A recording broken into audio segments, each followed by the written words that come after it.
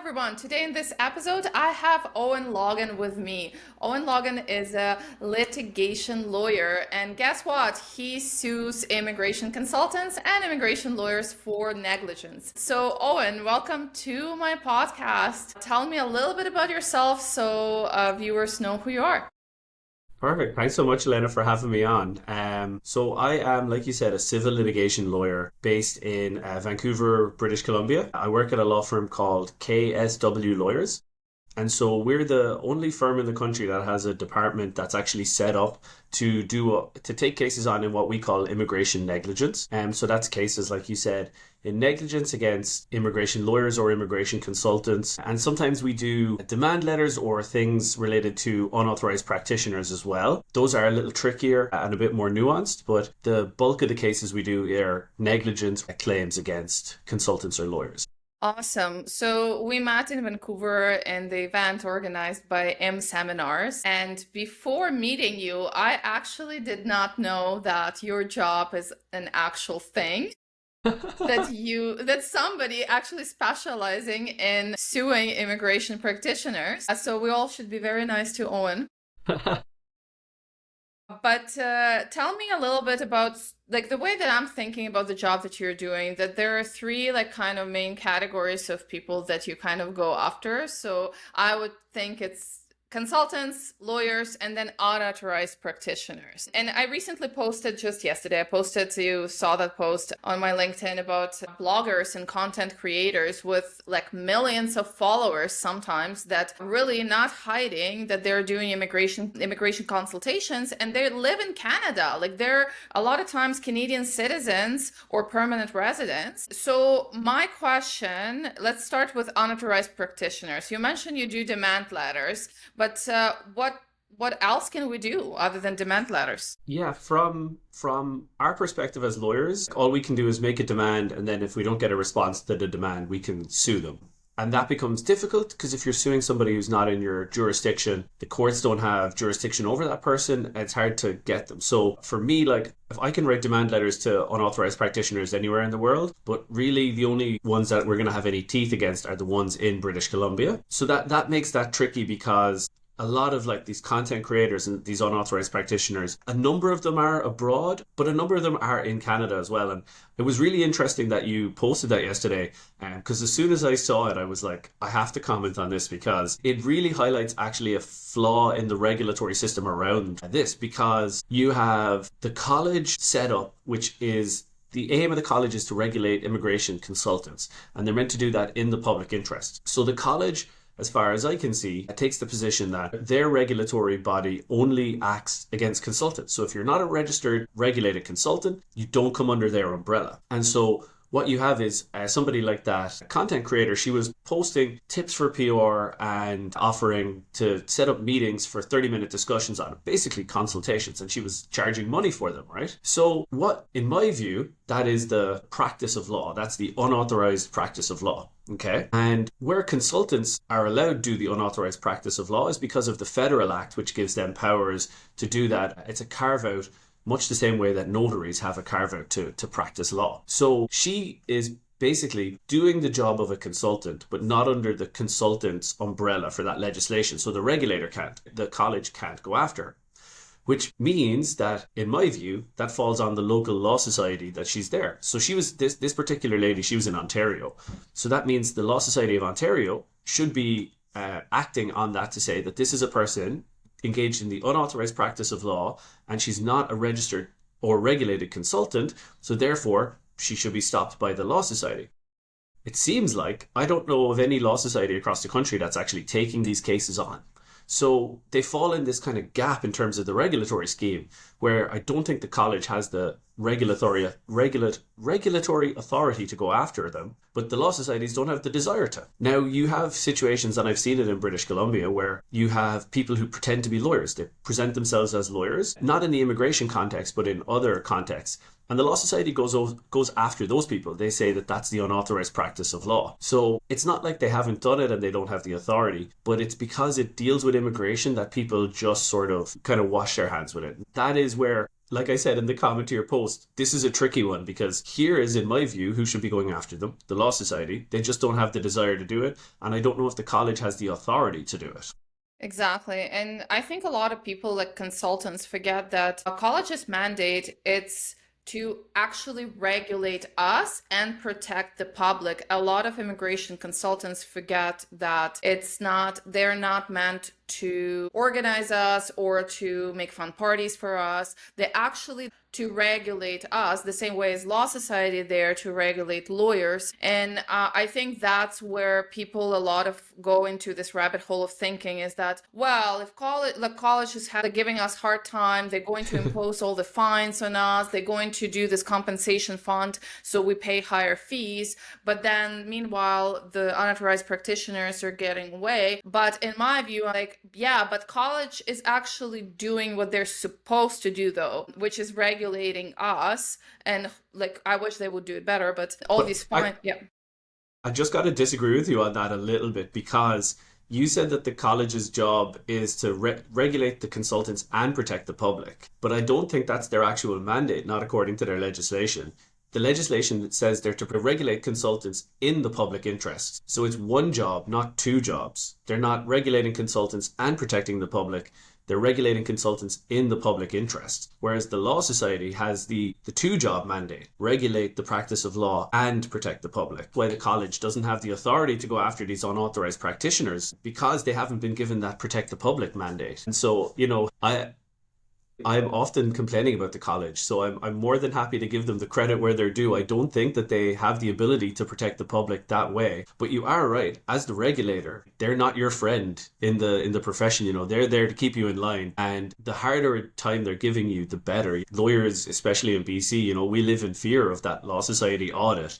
And that's a sign of a good regulator, in my opinion. Now, I don't always agree with everything the Law Society does, but I at least know that there's likely going to be consequences for my actions if I'm reported to them and found to have done some misconduct. Yes, no, I totally agree. And I think it's just a lot of people, you said it really well, is that CACC is not our friend. But that's the nature of that relationships, right? That they're supposed to regulate us. And a lot of immigration consultants just don't get that point, is that they're not like lobbying for us. They're not, that's not the way it works. So now talking about CACC, can you tell me what is your view on the new compensation fund and all of that? Yeah, I have lots of views on this. It's quite in terms of a novel idea, right? You don't have compensation funds for a lot of other regulatory bodies. So, if the College of Physicians and Surgeons here, they don't have a compensation fund. The Law Society doesn't have a compensation fund.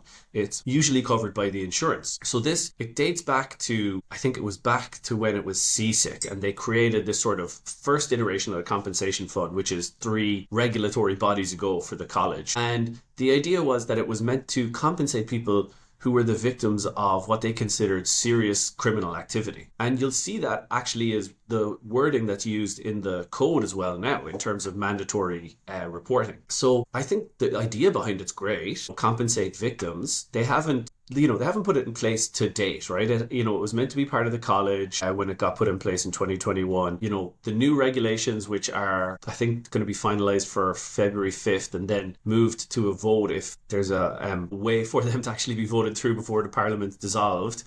But I think it's a good idea. How it's executed is really going to be whether it's a success or not. And one of the things that would concern me in it is if you receive money from the compensation fund, if you're considered to have been a victim of this, of whatever action by whether it's an unauthorized practitioner or a consultant, whether you have to then sign a document waiving away your ability to sue that person in the future. That would probably be problematic for me, and very likely the awards that the compensation fund are going to give are going to be less than the courts would give. So there's going to have to be some sort of incentive balanced in that. It'll basically be like, we'll give you half of what your claim is worth, but we'll give it to you now instead of waiting 2 or 3 years down the line to litigate this and wait for the courts to give it to you. So I like the idea of it. It's something that they've tried to do before in terms of regulating consultants. There was issues with it before. If it's administered well, it could be a very good program.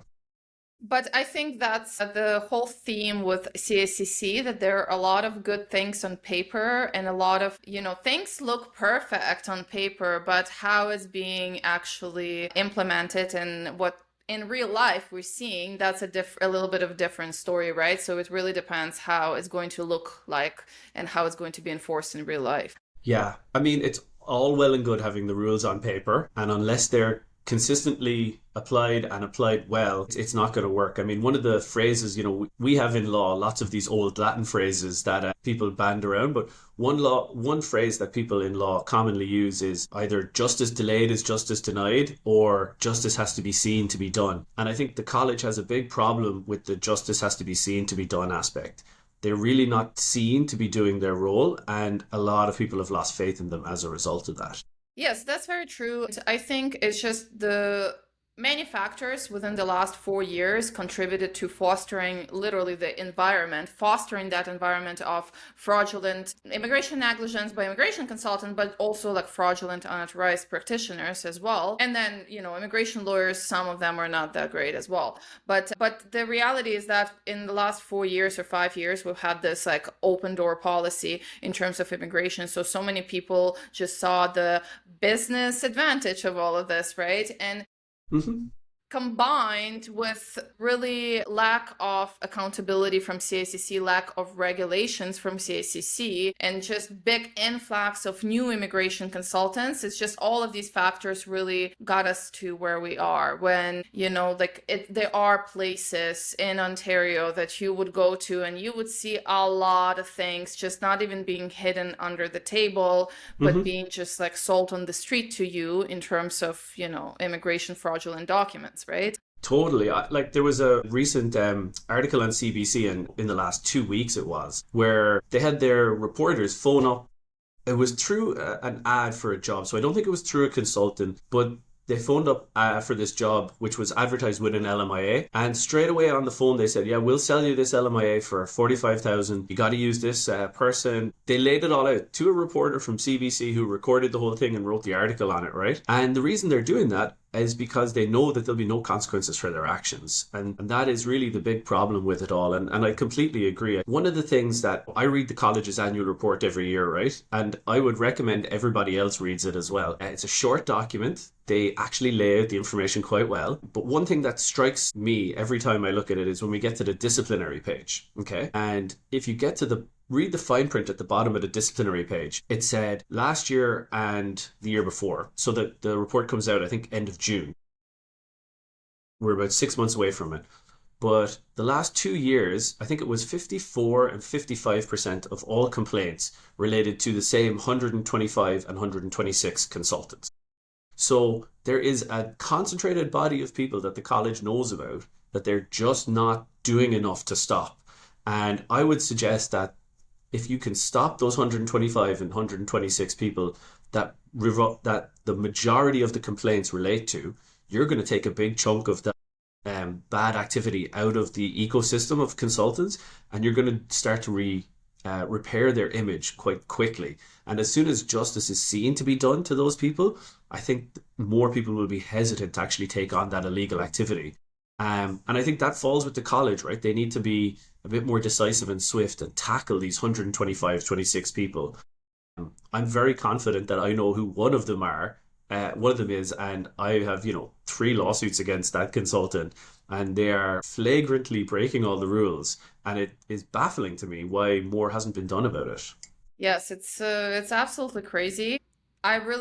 I had this conversation today with my colleagues after my post. He texted me on LinkedIn and he was just like so mad about like everything that's going on with the college and with the compensation fund and everything, because his point was that like, look, like realistically, like I don't know what's a percentage, but like is it 2%, 3%, 4% of immigration consultants who are bad? Like, can we just like take them out? Because in my surrounding of immigration consultants, like I don't have those people, right? So like for me, it's just like, who are those people? But they are there, right? It's just I'm not friends with them. Yeah, they have their own group where they're probably chatting to Yeah. each other. They have their own, yeah, WhatsApp groups, their own containers. Yeah, I mean, I would say it goes back to what they call the Pareto principle, the 80-20 Yeah. rule. I That's would what it say, is. yeah, 80% of the problems are probably coming from the same 20% of people. And it might actually be 90-10, I would say, for consultants. But what it does do is it harms the profession overall. And that's bad for all the good consultants. And I think that's really where the regulatory body is letting the profession down, in my opinion. Yeah, that's why I am for stricter regulations. I'm for all these things that come out right now, like fines. I know it's going to make my life more complicated when, the fines are implemented and all of that. But I don't care because guess what? The people that are doing fraud, they will start dropping out because some of them will start getting scared, some of them will start getting fined. For me, I'm like, okay, I'll deal with it. I'll deal with whatever you tell me to deal with. It's just as long as those people drop out of the profession. So I'm all for all the compensation funds, all the fines, all the everything, just because it needs to be done. And I think after attending Vancouver event, there were a lot of lawyers, and I really heard that lawyers are actually scared, as you said, of their law societies because they know that if something comes up, there is a very strong chance you're going to get disbarred, right? And they're not taking jokes. And the reality is that we're not scared. But I probably wish I want to be scared. Yeah, it is a very fine line, isn't it? You should be scared of your regulator in a way, because for all of us, we know that the risk of being disbarred is very real. So if you're thinking of taking a risk on a file or doing something you're not 100% sure of, you're like, is this worth the next 20 or 30 years of my profession, or should I just be more careful here? Like you have that pause, that thought, and that is something that is useful. And I mean, one of the things that we have with our regulator is they have a series of practice advisors at the Law Society. So these are like 5 or 6 people who have been lawyers for 20 or 30 years, and their full-time job is to take phone calls, emails at the Law Society and give advice, either anonymously or not anonymously, to us so that we don't make the mistakes that are likely going to get us disbarred. The college doesn't have a program like that. They kind of depend on consultants picking up the phone to each other, and that can be problematic. Yes. So that's something that I think the college could implement relatively quickly, even in their new regulations, which I don't believe it's part of, where you have these practice advisors. There's lots, as you know, lots of really, really good consultants who know this stuff inside out. They could give practice advice. One situation that I always encounter with consultants is we'll write a letter requesting a copy of the file for the person who's considering retaining us, right? And I always get the consultants pushing back, saying, I'm not giving you that. You're not entitled to this file. And I say, listen, here's the code of conduct. You have 10 days to provide this to me. And they say, no, we're not doing it, not unless I get this. I had one tell me recently that they needed my client to show up at this person's office with their passport to verify who they were. And I said, well, you have their passport on file. You can give me their electronic file and it's in your code of conduct. A call to a practice advisor at the college should be able to tell that consultant, you're under an obligation to send this within 10 days and without a cost. That's what the rules are. But what we ended up doing was we ended up having to actually litigate against them to actually get a copy of the file. So it was, it just, It must be something in that copy that he or she didn't want to show, right? well, that's kind of why we're suing them as well, right? So Okay. Yeah, that makes sense. it's dual purpose. But, that is just something to me that's an uncontroversial element of the code of conduct. The same for any clients I have. The file that I have for the client is their possession.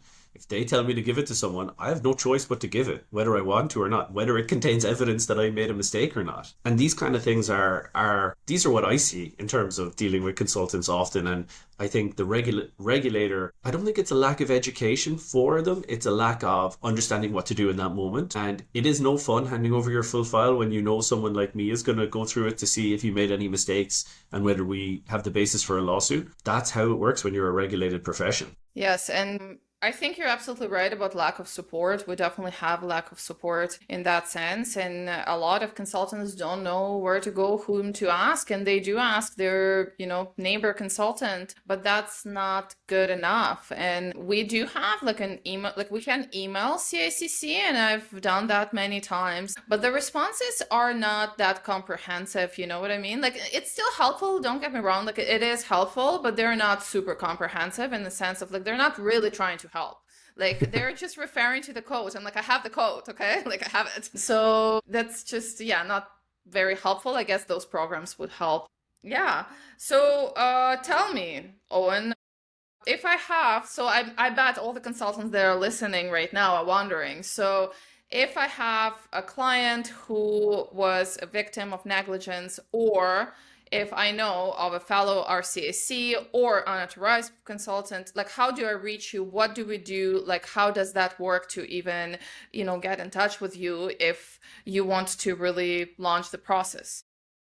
Yeah, the best way to get in touch with us is just to email me on my work email address, which is elogan@kswlawyers.ca. Or you can look up our website. If you look up KSW Lawyers and Immigration Negligence, we have a practice page and we have a blog which also identifies the three areas, the three parts of the test you need to qualify for negligence. So that's a really good starting point to read is that blog.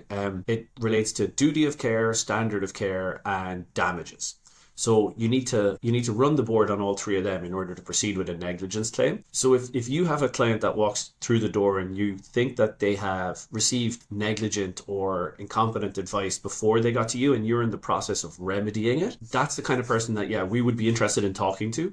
We'll be looking at it from a civil litigation point of view, like do they have a case or do they not have a case? And we don't look at the immigration side of things in great detail. What mistakes were made. Some mistakes where people get rejected or they don't get applications approved are not because of negligence. It's because the IRCC, they have discretion or programs changed. I mean, we all know that they're subject to change these programs on a whim and sometimes with a retroactive effect. But what we would do is we will look at our referral, and we do prefer getting these referrals from lawyers or consultants because that person can explain to us where they think everything went wrong. And then what we'll do is if we think there's something there, we'll set up a 30-minute consultation with that client and we'll go through the case with them. So in the three-part test, duty of care and standard of care are in relation to the work that the consultant or the lawyer would have done beforehand. And the real test is the standard of care. Did they make a mistake that really nobody in that profession should have made? And then when we see that there is a standard of care issue, we'll then talk to the client or potential client, I guess, and see what the damages are. Is it actually worthwhile? Were they out of work for like 2 weeks and actually this damages aren't a lot? Or were they one of these people, and we have cases like this, where they were out of work for a year and a half and during that time you're off healthcare and they had a massive medical emergency and now they have thousands of dollars in bills to whatever provincial medical provider, right? That's a situation that can be really bad for people. So it depends a lot when we're talking to the client what those damages are. But in terms of the first set of analysis that consultants are doing when they have someone walk through their door, they don't even realize they're doing it, but it's a standard of care analysis they're doing when they look at the file.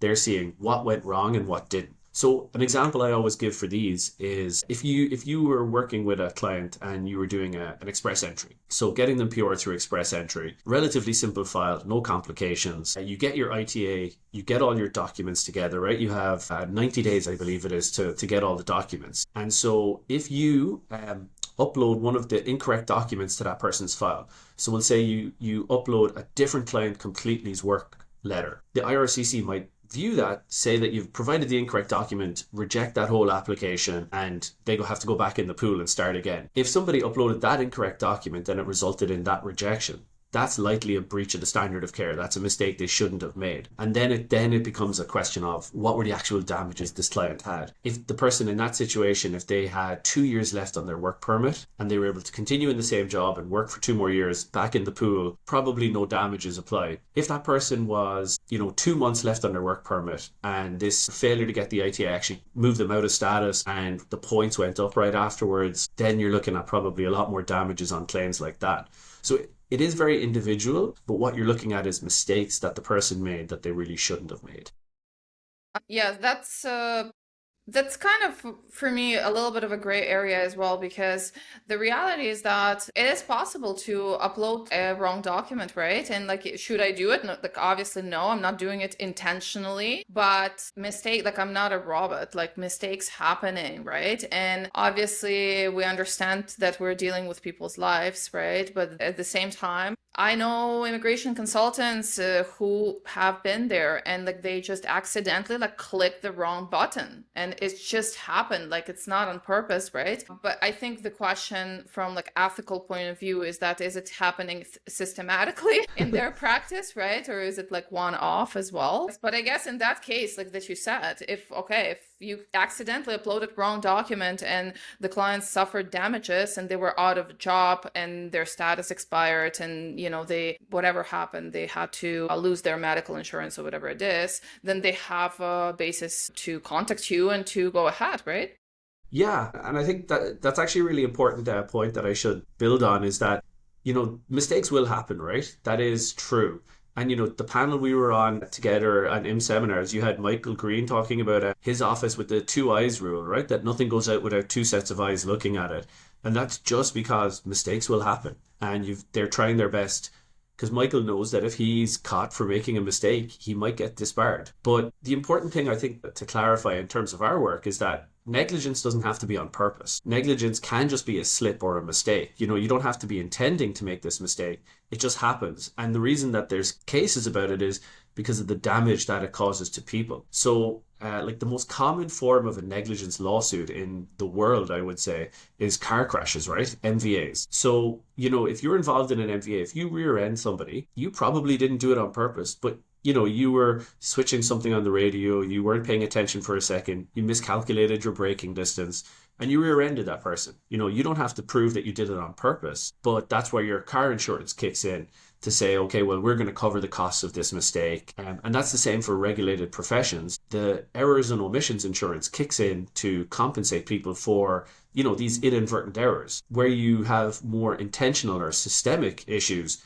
that's when the regulatory body should be kicking in to say, yeah, because of the way you practice, you haven't put in the right safeguards in your business, and these mistakes are likely to happen. So that's where we're going to either, give you a corrective course of action or say that, you're just not responsible enough to be part of this profession. So there's kind of two different lanes for these things, but it's in terms of our cases in negligence, there's no need to prove intention. And we do end up with cases that get referred to us from consultants who are very competent, very ethical, but they've made a mistake. And it does happen. And I'm certainly not going to be saying that I've never made a mistake in my life either. Mistakes can happen. The reason that we assess these cases through the lens of damages is if there's damages to the person, they might be entitled to some compensation for that. Yeah, that makes sense. Okay, Owen, thank you so much. And the last, I always ask my guests about recommendations. Is there any recommendation that you can give to the listeners, which most of them are RCIC? Never make mistakes and we won't sue you. But how to never make mistakes is challenging, right? So I have 2 books here that I'm going to recommend people if they want to read up on how to improve their practice with the aim of never making mistakes. It's probably an aspirational aim. First book I have for you is Slow Productivity from Cal Newport. So this book really talks about slowing down and concentrating on quality. So, and that's really important for consultants in terms of dealing with their clients because you're making consequential decisions with complicated sets of facts. And so what this book really does is actually gives you some ideas on how to slow down, concentrate on quality. And if you can aim your business at doing higher quality work and charging more, you'll end up doing less work for the same amount of money. And that's going to be better for you in the long run. And you're going to gain a reputation as someone who does excellent work and excellent customer service. And so I can't recommend any Cal Newport book enough. Slow Productivity is one, and then Deep Work is another one that he did as well. He also has a podcast that's really good too. So that's for you as a consultant. That's my best. That's the recommendation.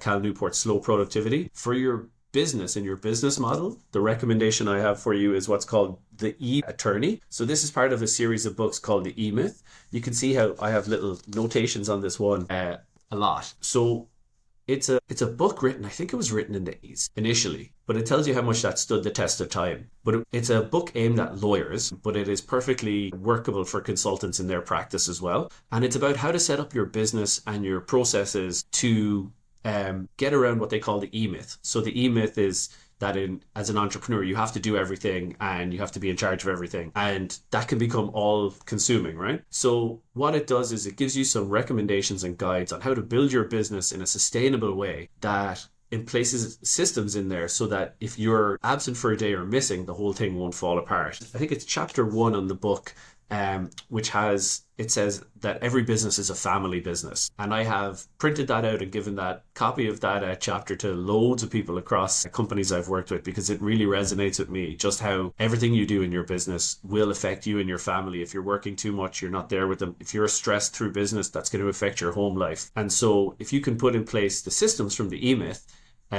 you're less likely to make mistakes and probably going to have a happier life. So those are my two book recommendations for everybody reading this or watching this to read. Thank you so much. Yeah, it really resonates with me because that's like literally what I'm teaching in my group, is that we really have to charge good prices for the work that we do, so we don't have a lot of cases. So we can actually focus on deep work, as you said, and submit really, really quality cases, provide excellent customer service, and just really, really high quality services. Because through my work, my line of work, I talk to a lot of immigration consultants, and sometimes I'm like, I don't understand even what's happening. I talk to somebody who submits on consistent basis 10 study permit extensions per day.